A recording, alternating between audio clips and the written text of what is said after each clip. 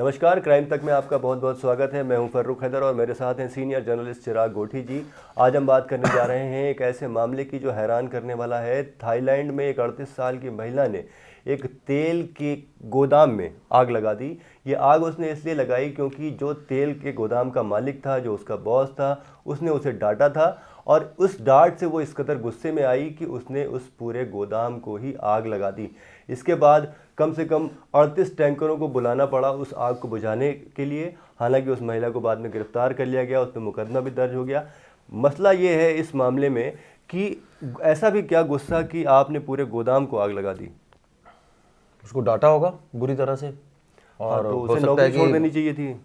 नौकरी छोड़ देनी चाहिए थी और उसको इतना ज़्यादा जलील किया होगा कि उसको लगा कि आग लगा दो कंपनी में। लेकिन अब सवाल ये है कि ये जो घटना है ये दरअसल आपको ये एक रिश्ते को भी उजागर कर दिया कि बॉस से आपका रिश्ता कैसा होना चाहिए। तो क्या आपको क्या लगता है बॉस से रिश्ता कैसा होना चाहिए? मतलब बॉस को हम बॉस समझें या बॉस हमें एम्प्लॉय की तरह ट्रीट करे, या हमारा जो रिश्ता हो वो भाई और भाई का रिश्ता हो, या फिर एक प्रोफेशनल रिश्ता हो बिल्कुल कि ठीक है भाई काम कर रहे हो तो बहुत बढ़िया, नहीं कर रहे हो तो ठीक है जी बाहर। देखिए, जब आप एक ऑफिस के प्रेमाइसेस में घुसते हैं, यानी कि आप एक प्रोफेशनल लाइफ के अंदर एंटर कर गए, तो अब उसके अंदर जो भी आपकी लाइबिलिटीज़ हैं, जो भी आपकी मजबूरियां हैं, जो भी आपकी बाउंडेशंस हैं, मतलब फ़र्ज़ कीजिए आपने किसी कंपनी को ज्वाइन किया, उसने आपसे कहा कि भाई आपको हफ्ते के इतने दिन काम करने हैं, इतने घंटे काम करने हैं, ये काम करने हैं, तो वो आपकी लाइबिलिटी आपको करना ही पड़ेगा, वो आपकी ड्यूटी है बेसिकली। तो अब इसमें क्या होता है कि बहुत बार ऐसा होता है कि जो बॉस होते हैं कंपनी में वो एक्स्ट्रा बर्डन डाल देते हैं।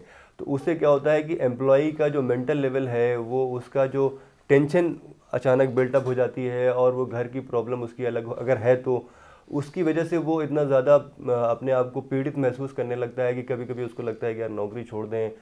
या फिर जो है वो कई बार ऐसी घटना देखी गई है कि ऑफिस के बाहर निकल के एम्प्लॉयज़ ने बॉस को पीट भी दिया है। अच्छा। बहुत बार ऐसा हुआ है।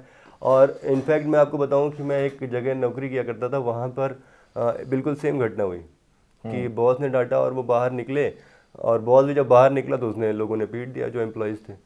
तो हालांकि उनकी नौकरी चली गई वो अलग बात है, लेकिन गुस्सा इस लेवल पे पहुंच जाता है कि लोग अपनी नौकरी की भी फिक्र नहीं करते। कई मामलों में ऐसा देखा गया है।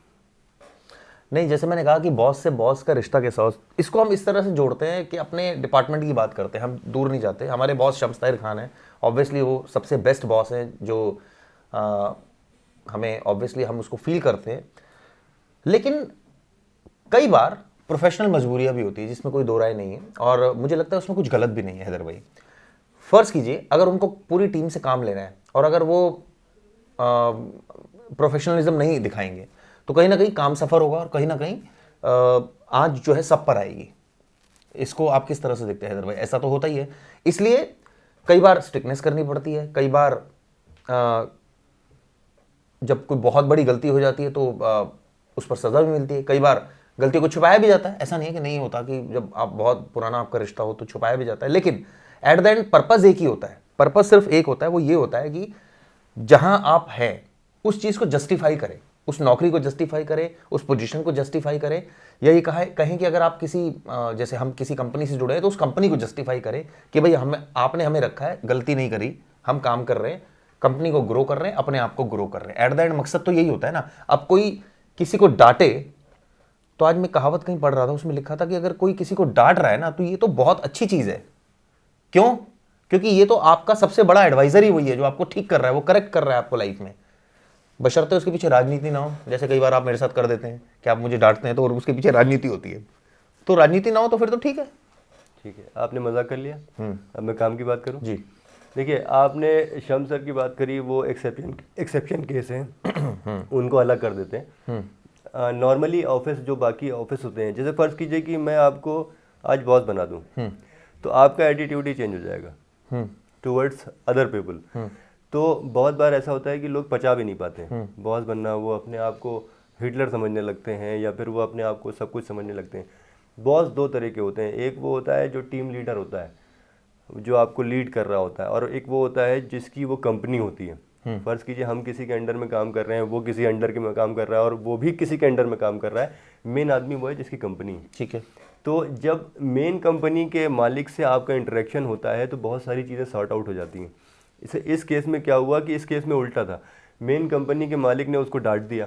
अब उसने ये सोचा कि अगर हम कुछ आग लगाते हैं तो इससे उसके किसी टीम लीडर को कोई नुकसान नहीं होगा, उससे उसको नुकसान होगा जिसकी ये कंपनी है। यानी कि उसने नुकसान करने की नीयत से उसमें आग लगाई और मेन मालिक को उसने नुकसान पहुंचाने की कोशिश की, जो उसका मालिक था बेसिकली।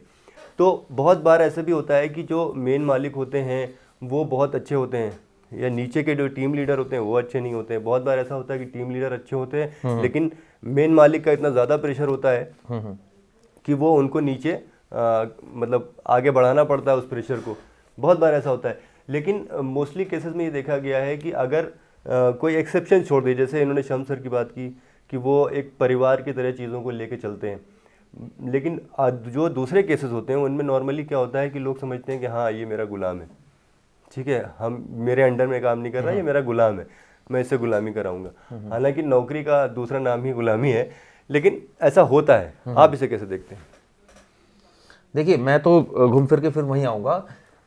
इसमें होता क्या है कि जैसे मैंने आपको बताया कि एट द एंड कंपनी आपसे आउटपुट मांग रही है और आपको आउटपुट देना है, और जो बॉस है, जैसे हैदर भाई बता रहे, एक तो डायरेक्ट बॉस है, एक इनडायरेक्ट बॉस है आपका, जिसकी कंपनी नहीं है लेकिन आपका बॉस है वो, तो ऑब्वियसली आपको फुलफिल तो करना है। अगर वो आपको कह रहा है कि मॉर्निंग शिफ्ट में आना है तो आना है, इवनिंग में कह रहा है इवनिंग में आना है, लेकिन एट द एंड अगर कंपनी या ये कहा जाए कि कोई चीज़ ग्रो नहीं कर रही है या कोई टारगेट्स आप अचीव नहीं कर पा रहे हैं, तो प्रेशर किस पर आता है? एम्प्लॉय पर आता है। फिर उसको बोला जाता है कि वो जो है वो या तो काम ढंग से नहीं कर रहा है या अच्छा नहीं कर रहा है, काम तो कर रहा है लेकिन अच्छा नहीं कर रहा है, फिर उस कैटेगरी में उसको रखा जाता है। फिर उसकी बुराइयां की जाती है, यानी कि कोई भी बुराई करे, चाहे वो बॉस करे चाहे वो, फिर उस जो बुराई करता है वो, तो उस आदमी को ये बात फील होती है कि मेरी बुराई क्यों की जा रही है, चाहे वो एक सही पर्पस के लिए कर रहे हैं कि भाई आपको हमें अच्छा करना है, हमें एक अच्छी चीज़ जो है वो अडॉप्ट करनी है। तो ये सारी चीज़ें इसमें रहती है। फिर एक जो रिलेशन फिर डेवलप हो जाता है। दोस्तों, कोई कुछ भी कहे, सच्चाई ये है कि बॉस चाहे किसी भी कंपनी का हो, जो उसके अंडर सबऑर्डिनेट होंगे वो उसकी बुराई जरूर करेंगे। इसको आप किस तरह से देखते हैं कि अगर ये कहे कि बुराई, मैं ये नहीं कह रहा सारी बुराई करेंगे, देखिए डिग्री का फर्क है। हर इंसान, मैं बुराई तो अपनी वाइफ की भी करते हैं, बुराई तो आप अपने बच्चों की भी कर देते हैं, कई बार बच्चे आपकी कर देते हैं, तो ये कोई इसमें कुछ गलत नहीं है, मैं इसको गलत नहीं मानता हूं। गलत उस चीज को मानता हूं अगर इसकी आड़ में राजनीति हो रही हो। ठीक है, बुराई करना एक बहुत कॉमन चीज है। क्यों विनोद भाई, अगर विनोद भाई भी बैठे हैं, वो खुद इस बात को मानते हैं कि बुराई करना किसी की, और ये तो एक बिल्कुल करनी चाहिए, मैं तो कहता हूं ओपनली करनी चाहिए। आप इसको किस सेंस में देखते हैं कि ये बात सच है कि कोई भी बॉस हो 5 से 10% बुराई उसकी होती है? नहीं, लकीली हम लोग के केस में ऐसा नहीं है। नहीं, 5 से 10% की बात कह रहा हूँ। मतलब आप बुराई करते होंगे वो अलग बात है, लेकिन नॉर्मली ऐसा नहीं होता है हमारे ऑफिस में। हमारे बॉस ठीक है, आप डर रहे हो अलग बात है, बताने पर डर रहे हो, हिचक रहे हो, एक अलग बात है। डर किसी बात का नहीं है मुझे, लेकिन हाँ ये बात आपने सही कही कि लोग जो है वो जब दो दोस्त बैठते हैं तो बहुत बारी वो बीवी की बुराई करते हैं, और जब दो दोस्त बैठते हैं तो तीसरे दोस्त की भी बुराई करते हैं, लेकिन सबका नेचर ऐसा नहीं होता है। और बुराइयां करना बेसिकली आपको एक निगेटिविटी की तरफ ले जाता है। आप अगर ऑफिस में हैं, किसी की नौकरी कर रहे हैं, तो बेहतर ये होगा कि आप अपने काम को ईमानदारी से अंजाम दें, अपने नौकरी के घंटे पूरे करें और सीधे घर जाएं, क्योंकि परिवार के साथ रहना, उनको टाइम देना, वो नौकरी से ज़्यादा इंपॉर्टेंट है।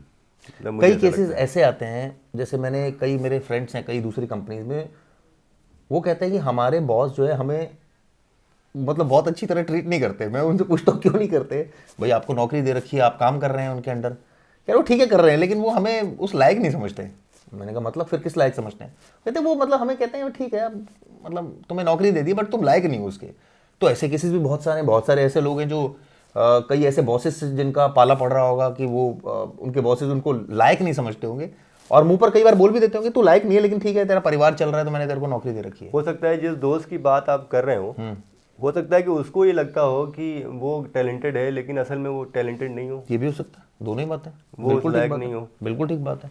कई बारी जब हम अपने पर्सपेक्टिव से चीज़ों को देख रहे होते हैं तो वो हम अपने एंगल से देखते हैं। यस, हो सकता है सामने वाला हमको इस लायक नहीं समझ रहा हो, बिल्कुल हमको टैलेंटेड नहीं समझ रहा हो, तो ये भी होता है। मतलब कई बार पर्सपेक्टिव का फ़र्क होता है, लेकिन मेन बात यह है कि ऑफिस को अपने दिमाग पर इतना हावी ना होने दें कि आप इस तरह की किसी हरकत को अंजाम दें जैसा कि थाईलैंड में इस महिला ने अंजाम दिया। ऑफिस को ऑफिस की तरह लें, और मेन फोकस आपका परिवार की तरफ होना चाहिए, क्योंकि ये जो वक्त गुजर रहा है ये वापस नहीं आएगा। आप अगर 25 साल से 30 साल की तरफ जा रहे हैं तो भी ये वापस नहीं आएगा, 30 साल से 35 की तरफ जा रहे हैं तो भी ये मुझे वापस लगता है इससे ज़्यादा अच्छा जो मैं बोलना चाहूँगा वो ये बोलना चाहूँगा, शायद आप भूल गए और आप हर बार कहते हैं कि मैं कुछ ज़्यादा बोल देता हूँ। आपका ऐसा कम्युनिकेशन होना चाहिए अपने बॉस के साथ कि आप अपने दिल की बात उनको बोल सके, और उनका भी ये मादा होना चाहिए कि वो आपकी बात सुने।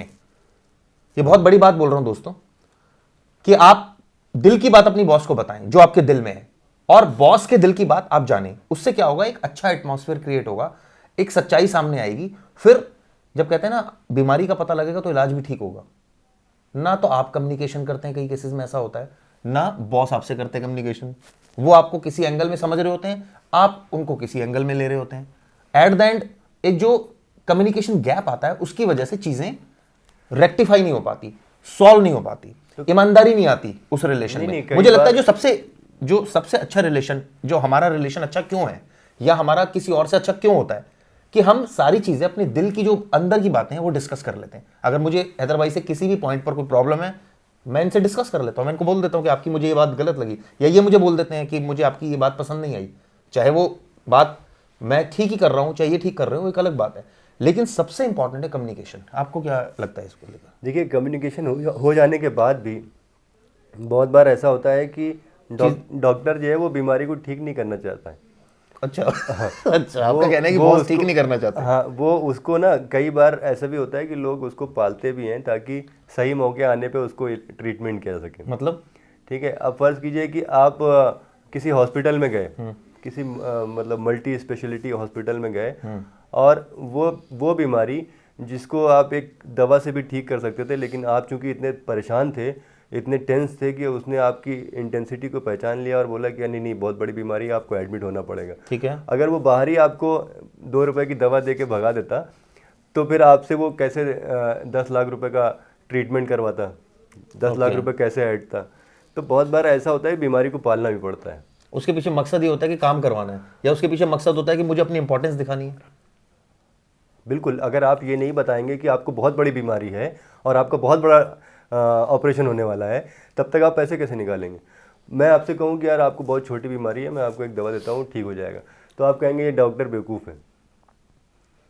समझ रहे हैं? तो डॉक्टर बीमारी को बड़ा बनाता है। और कई बार ऐसा भी होता है कि कई मैंने देखा है बॉसेज ऐसे भी होते हैं, हालांकि हमारे केस में तो नहीं है, लेकिन कई बॉसेज ऐसे होते हैं जो टीम में ही लड़ाई करवा देते हैं आपस में ही आपस में ही एक दूसरे से, मतलब ऐसा भी होता है। ये तो हमारे ग्रेट बॉस जो थे ब्रिटिशर्स, उन्होंने यही काम किया था। उन्होंने हमें आपस में लड़वाया और आज तक हम लड़ रहे हैं, और उनकी चल रही है नौकरी। भाई, आपने हिंदुस्तान पाकिस्तान को लड़ा दिया, तो अब क्या हुआ, उससे जो है वो आप दोनों देश जो है वो हथियार खरीद रहे हैं इन देशों से जो लड़वाते हैं। ओके, ठीक है, तो उनका फ़ायदा हो रहा है। तो ये तो बहुत पुरानी टैक्टिस है कि फूट डालो और राज करो, तो बहुत नॉर्मल सी बात है।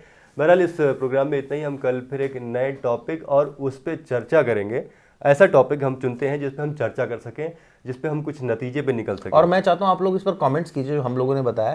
देखिए, कुछ चीज़ें ऐसी हैं, जैसे मैंने बताया एट द एंड कि बॉसेस से कम्युनिकेशन होना बहुत ज़रूरी है, क्योंकि कम्युनिकेशन होगा तो चीज़ें सॉर्ट आउट होगी। आप भी कई जगह नौकरी कर रहे होगे, हमारे कई व्यूअर्स, तो मुझे लगता है कि इसमें कुछ बुराई नहीं है। हाँ, इसमें अगर एक ईगो आ जाए बीच में किसी के भी, तो फिर मामला अटक जाता है कई बार। फिर या फिर एक चीज़ बॉस को पता है आपके बारे में और आपको पता है बॉस के बारे में, उसके बावजूद आप सेम चीज़ें रिपीट करे जा रहे हो रोज आके सुबह उठ के, तो उसका भी कोई फ़ायदा नहीं है। जब एक चीज़ पता ही है और आपको भी पता है, उनको भी पता है, तो अपना भी वक्त ज़ाया ना कीजिए, ना उनका कीजिए। और ये मैं चाहता हूँ लोग आप इस पर कमेंट्स कीजिए और बताइए कि किस तरह की ये हमारी जो बात है आपको ये ठीक लग रही है या नहीं लग रही, या आप अगर कुछ चाहते हैं कि हम इस चीज़ों पे डिस्कस करें, तो आप प्लीज़ हमें कमेंट के ज़रिए बताएं। फिलहाल इस प्रोग्राम में इतना ही। नमस्कार। नमस्कार।